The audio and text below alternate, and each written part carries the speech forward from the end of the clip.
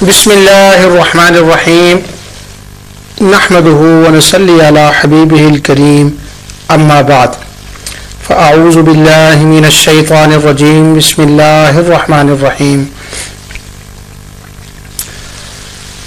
لقد من الله على المؤمنين إذ بعث فيهم رسولا آمنت بالله صدق الله العظيم. ناظرین، پروگرام ازالہ شبہات میں میں آپ کی خدمت میں حاضر ہوں. اس وقت میں مسئلہ میلاد النبی صلی اللہ علیہ وسلم پر گفتگو کر رہا ہوں، اور میلاد النبی صلی اللہ علیہ وسلم کی دو حیثیتیں میں نے بیان کی ہیں. ایک اپنے اصل کے اعتبار سے کہ قرآن و سنت میں اس کے ہونے کا ثبوت ہے جو کہ عموم ہے، اور دوسرا تخصیص کے اعتبار سے مخصوص ربیع الاول کے مہینے کے اعتبار سے، جس کو محفل میلاد النبی صلی اللہ علیہ وسلم فی ربیع الاول کہا جاتا ہے. میلاد جب چاہیں کریں، لیکن ربیع الاول کے مہینے میں جو میلاد اس کیفیت اور حیت کے ساتھ شروع ہوئی ہے، اس پر میں آپ کے سامنے علماء اور محدثین کے احوال کو بیان کر رہا ہوں کہ علماء کا اس کے بارے میں کیا نقطہ نظر رہا ہے اور کیا ہے. گزشتہ پروگراموں میں میں نے آپ کے سامنے حافظ ابن تیمیہ، ابن کثیر، علامہ ذہبی، حافظ ابن رجب کا نام لیا. وہ آگے چل کر بتاؤں گا انشاءاللہ، ان کے حوالہ جاتی ہے. آج میں آپ کے سامنے ایک اور بزرگ ہیں جن کا ذکر میں آپ سے کرنا چاہتا ہوں، اور جس دن میں نے یہ میلاد النبی صلی اللہ علیہ وسلم کا شروع کیا تھا، اس دن بھی میں نے ان کا جو ہے نا وہ ذکر کیا تھا کسی ایک اعتبار سے.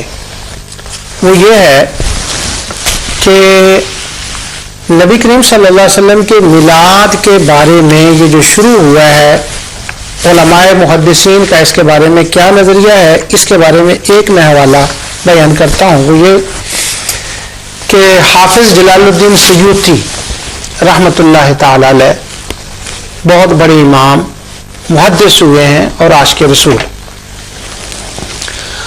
ان کے زمانے میں کسی بندے نے میلاد النبی صلی اللہ علیہ وسلم کے خلاف ایک کتاب لکھی، اور اس کا مقصد یہ تھا کہ جو منکرات میلاد کے اندر خلاف شرع ہیں وہ غلط ہیں، اور پھر ذرا انہوں نے تجاوز کی کہ وہ میلاد ہی غلط ہے. تو اس کے جواب میں حافظ جلال الدین سیوطی نے ایک بات لکھی،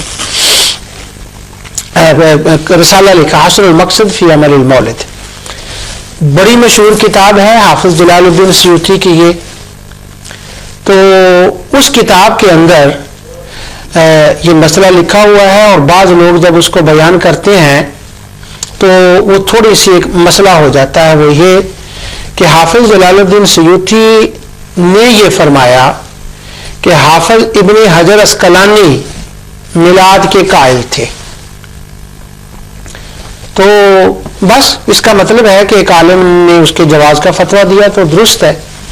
میرے سامنے یہ واقعہ پیش آیا کہ میری بچی چھوٹی تھی، وہ پڑھتی تھی یونیورسٹی کے اندر، بڑی بچی تھی، وہ یونیورسٹی میں جاتی تھی. تو وہاں یہ میلاد کا مسئلہ ہوا، تو اس نے یہ کہا کہ میلاد کے جائز کا قول تو ابن حجر اسقلانی نے کیا ہے، صاحب فتح الباری نے. انہوں نے کہا کہ میلاد جائز ہے، تو لہٰذا اب میلاد کرنے والوں کو، یہ کہنے والوں کو جہنمی تو نہیں کہہ سکتے، کیونکہ اگر جہنمی کہا تو کیا نتیجہ ہوگا کہ میلاد کرنے والے اور اس کے جائز کہنے والے سارے جہنم میں، ان پر جہنم کا فتویٰ لگا دیا، تو ابن حجر اسقلانی پر بھی جائے گا. تو یونیورسٹی کے اندر وہ بات ہو گئی. تیسرے چوتھے دن وہ ایک بچی تھی جس سے میری بیٹی سعدیہ نے وہ بات کی تھی، سعدیہ نے، تو وہ آئی اس کے پاس. وہ کہنے لگی کہ میں نے نیٹ کے اوپر جارڈن سے، سعودی عرب سے علماء کے ساتھ رابطہ کیا ہے.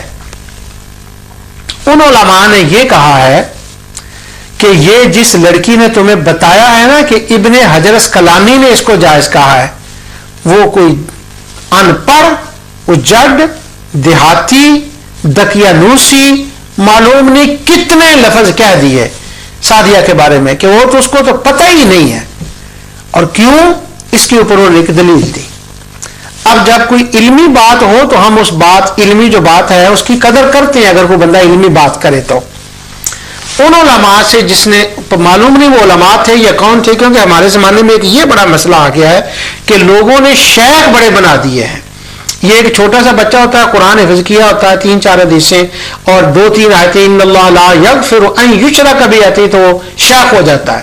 پھر اس کو کہتی ہے جونیئر شیخ، یہ سینئر شیخ. مجھے معلوم نہیں کہ اس لڑکی نے کہاں سے وہ معلومات لی تھی، لیکن اس نے کہا کہ جنہوں نے مجھے بتایا ہے شیوخ نے، انہوں نے کہا ہے کہ یہ بات غلط ہے. کیوں؟ حافظ جلال الدین سیوطی پیدا ہوئے ہیں 849 کے اندر اور حافظ ابن حجر اسقلانی کا وصال ہوا ہے 852 کے اندر. تو حافظ سیوطی کا تو ناممکن ہے کہ وہ حافظ ابن حجر سے یہ روایت کریں کہ حافظ ابن حجر اسقلانی نے میلاد کو جائز کہا ہے. یہ اصل میں حافظ سیوطی علیہ الرحمہ کا ہم حوالہ اس لیے دیتے ہیں کہ حافظ ابن حجر اسقلانی کی جتنی کتابیں ابھی تک اویلیبل ہوئی ہیں ان میں براہ راست انہوں نے خود یہ بات نہیں لکھی، ورنہ تو میں بتاتا آپ کو کہ فتح الباری میں ہے یا تلخیص میں ہے، تہذیب میں یا فلاں میں ہے، وہ مسئلہ نہیں تھا. تو اس لیے ہمیں حافظ سیوطی کا رستہ اختیار کرنا پڑا.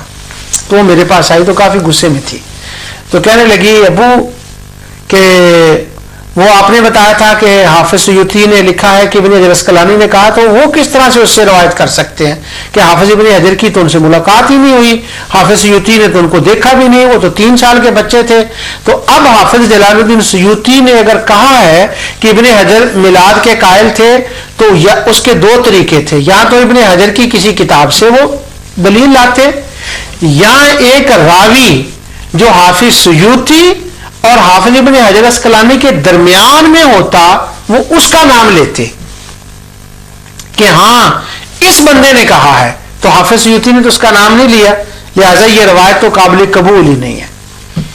میں نے کہا بیٹے نہیں، حافظ ابن حجر اسقلانی نے میلاد کو جائز کہا ہے، حافظ سیوطی کی شہرت کی بنا پر ہم ان کا ذکر کر دیتے ہیں، لیکن انہوں نے جائز اس کو کہا ہے. اور ہم حافظ ابن حجر اسقلانی کے قریبی بندہ جو ان کا پکا شاگرد ہے، ان کے شاگرد ہونے میں کسی کو اختلاف نہیں ہے، انہوں نے بھی اس بات کا تذکرہ کیا امام سخاوی نے. اب میں وہ آپ کے سامنے پوری بات جو ہے نا وہ لاتا ہوں. لیکن اس سے پہلے جس دن میں نے یہ میلاد شروع کیا تھا اس دن میں نے آپ سے یہ کیا تھا، یہ میں حوالے اس لیے بتا رہا ہوں آپ کو تاکہ ذرا بندہ کانفیڈنس سے بات کر سکے.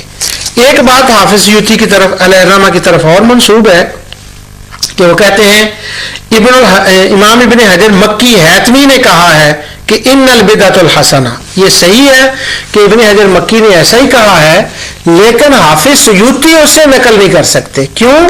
کہ حافظ جلال الدین سیوطی کی وصال ہوا ہے 911 میں اور حافظ ابن حجر مکی کی ولادت ہوئی ہے 909 میں اور ان کا وصال ہوا ہے 974 میں.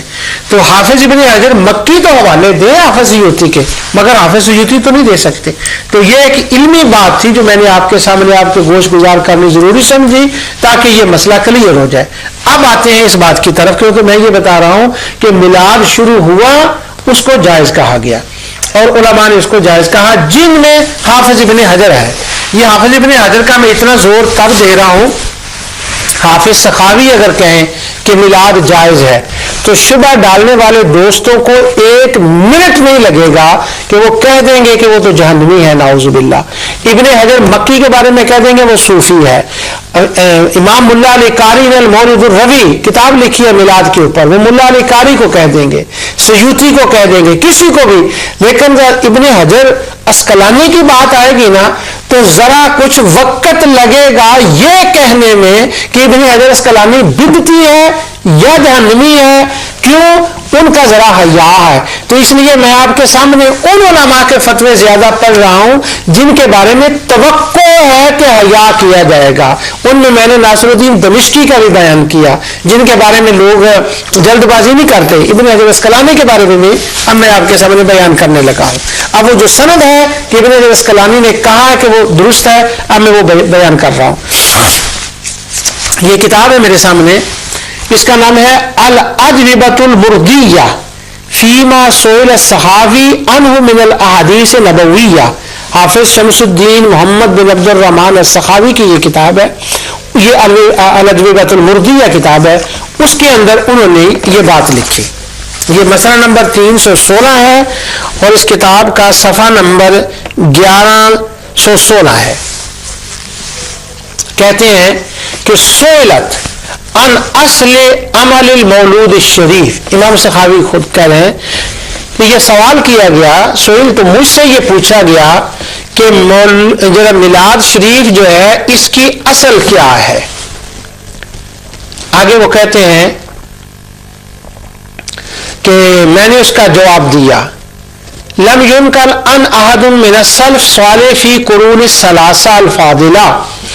وہ کہتے ہیں کہ میں نے اس کا یہ جواب دیا کہ جو حضرت ابو خلفائے راشدین، صحابہ، تابعین، تبع تابعین، ان کے زمانے میں اس حایت کے اندر میلاد نہیں تھا. یہ بعد میں شروع ہوا ہے اور پھر اہل اسلام نے اس کو شروع کیا اور ہمیشہ رہا ہے. اور لوگ اس کے اندر کیا کرتے ہیں؟ وہ صدقہ کرتے ہیں مختلف قسم کا، اور وَيَظْهِرُ السُّرُورَ، خوش ہوتے ہیں، خوشی کا اظہار کرتے ہیں. وَيَزِيدُونَ فِي الْمَبَرَّاتِ بَلْ يَعْتِنُونَ بِقِرَاءَةِ مَوْلِدِهِ الْكَرِيمِ وَتَزَارَ عَلَيْهِ مِنْ بَرَكَتِهِ كُلُّ فَضْلٍ عَمِيمٍ بِحَيْثُ كَانَ مِمَّا جُرِّبَ. قال امام شمس الدین ابن الجزری. وہ کہتے ہیں کہ اللہ تعالیٰ کا فضل ہوتا ہے، خدا کی برکات ظاہر ہوتی ہیں جب میلاد النبی صلی اللہ علیہ وسلم کیا جاتا ہے. آگے پھر انہوں نے وہ اس کا شاہ اربل کا بیان کیا ہے. شاہ اربل کا بیان کرنے کے بعد پھر آگے انہوں نے یہ بیان کیا، کہتے ہیں کل تو اب میں آپ کو ایک دوسری دلیل دیتا ہوں. ایک دلیل وہ کہتے ہیں بل خرج شیخنا شیخ المشایخ خاتمۃ الائمۃ العلام حافظ ابن حجر الاسقلانی فعلہ علی اصل ثابت ہوا ما ثبت فی صحیحین. وہ کہتے ہیں یہ جو فعل ہوا ہے نا، یہ فعل میلاد جو ہے، حافظ ابن حجر اسقلانی نے کہا ہے کہ مجھے اس کے اوپر ایک دلیل ملی ہے. وہ دلیل یہ ملی ہے کہ صحیحین کے اندر یعنی بخاری اور مسلم کے اندر جو روایت آتی ہے نا اس روزہ رکھنے کی، جو یوم عاشورہ کا روزہ ہے، تو وہ یوم عاشورہ کا روزہ جو رکھا جاتا ہے وہ اس طرح سے شروع ہوا کہ نبی کریم صلی اللہ علیہ وسلم نے فرمایا، وہ حدیث ہے آپ کی کہ جب نبی کریم صلی اللہ علیہ وسلم تشریف لائے تو مدینہ منورہ کے اندر آئے تو آپ نے فرمایا کہ تم یہ کیوں رکھتے ہو روزہ؟ تو انہوں نے کہا کہ یہ روزہ ہم اس لیے رکھتے ہیں کہ اس دن حضرت موسیٰ علیہ السلام کو جو ہے وہ نجات ملی. قالوا هذا يوم صالح هذا يوم نجي الله بني اسرائیل من عدوهم فصامه موسیٰ علیہ السلام قال فانا حق بموسیٰ منکم فصامه وامر بصیامه. تو نبی کریم صلی اللہ علیہ وسلم نے جب یہ سنا کہ انہوں نے کہا کہ ہم اس لیے روزہ رکھتے ہیں کہ اس دن موسیٰ علیہ السلام کو اللہ تعالیٰ نے بنی اسرائیل کو نجات دی تھی، تو اس نعمت خدا کی کو یاد کر کے رب کا شکر کرتے ہوئے ہم روزہ رکھتے. تو حضور نے فرمایا ہم تم سے زیادہ حقدار ہیں کہ ہم موسیٰ علیہ السلام کی اس عید میں شامل ہوں. یہ عید کا لفظ میں نے مدن کہا اس لیے کہ بخاری کی اگلی روایت میں ہے، حضرت ابو موسیٰ رضی اللہ تعالیٰ عنہ کہتے ہیں قالا کان یوم عاشورا تعد الیہود عیدا قال النبی صلی اللہ علیہ وسلم فصوموا وانتم، کہ مدینہ منورہ کے یہود اس دن عید مناتے تھے.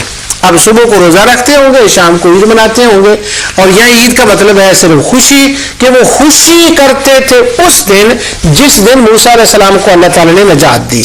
تو یہ بخاری کی روایت عید والا لفظ میں نے خصوصی طور پر آپ کے لیے پڑھ دیا. تو وہی روایت اس نے امام سخاوی نے لکھی ہے کہ حافظ ابن حجر کہتے ہیں قال شیخنا، ہمارے شیخ ابن حجر اسقلانی